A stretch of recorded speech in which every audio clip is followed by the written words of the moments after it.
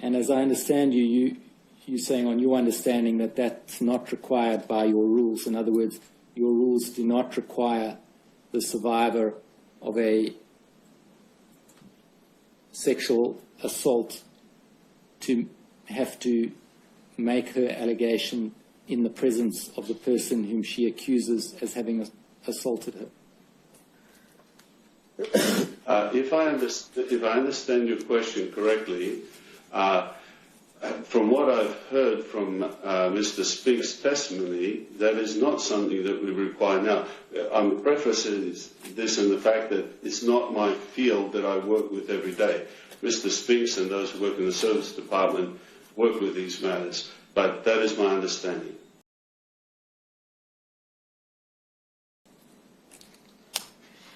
Now, Mr. Jackson, can a branch committee publish its own manuals and guidelines in respect of judicial committee procedures for responding to allegations of child sexual abuse?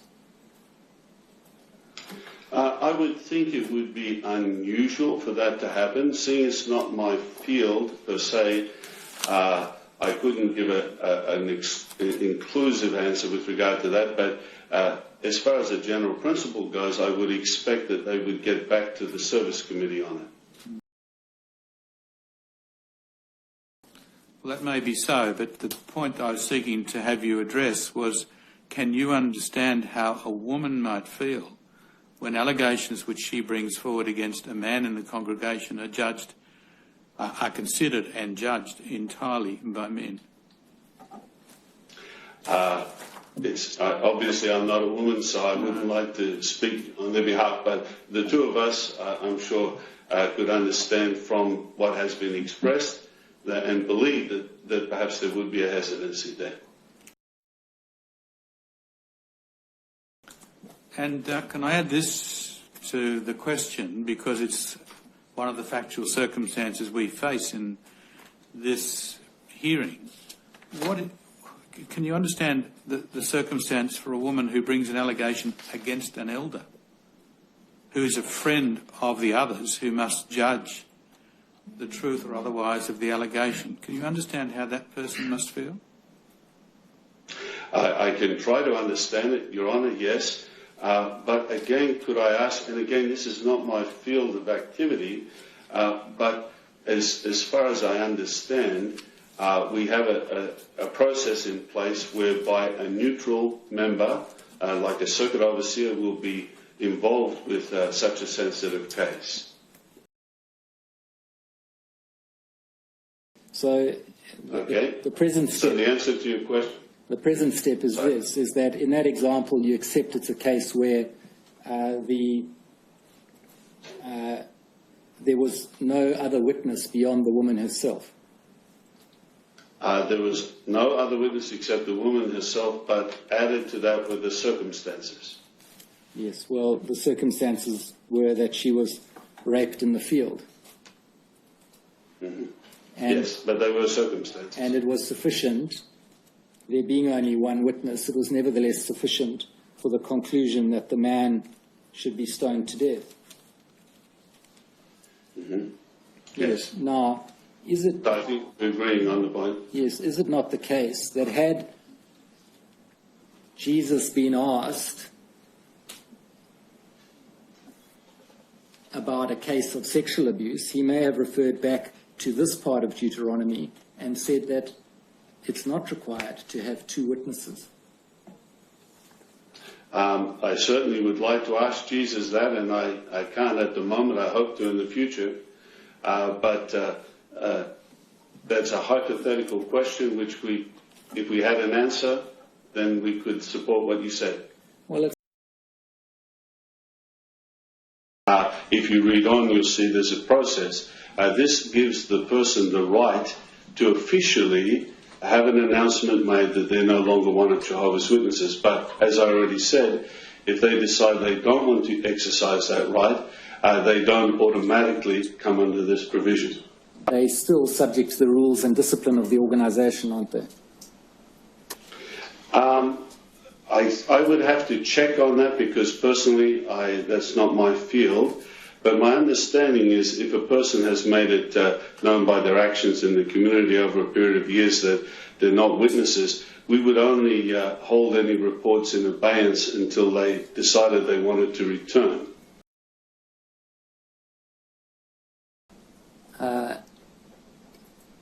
If it's not the case, as you seem to suggest might be a possibility, although you say you don't know, if it's not the case that someone who has not actively disassociated but merely sought to fade or become inactive is not governed by the rules, then where's the line drawn between those who are subject to the rules and those who aren't? That's a good question, and that's where judgment comes in. By judgment, I mean using a person's nous as to is someone still perceived as one of Jehovah's Witnesses in the community. Well, if the elders come on the door to a former member to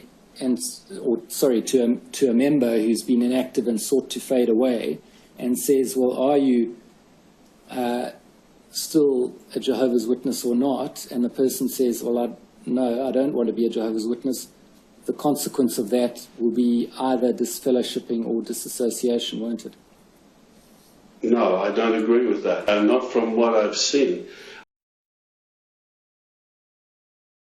Sorry, just to be clear on the issue of the testimony of a child.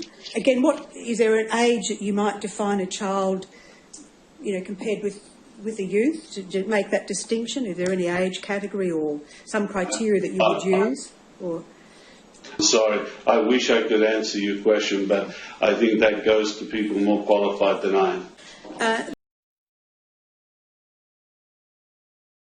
Yeah, but I'm putting to you the proposition that you have one witness who you absolutely believe. Yes. What do you do? Well, for the ultimate protection of that child, I could, if they feel that child and other children are in danger, I would hope that the conscience of the elders would notify the police if the parent is not willing to do that. So you would hope that the elders would act in that way. Is there any instruction? Yes. Is there any instruction that they are to act in that way? Your Honour, this is not my field. I can't tell you all the sections where we've said that. That is my understanding. But if that instruction isn't given, that's perhaps something that we need to look at.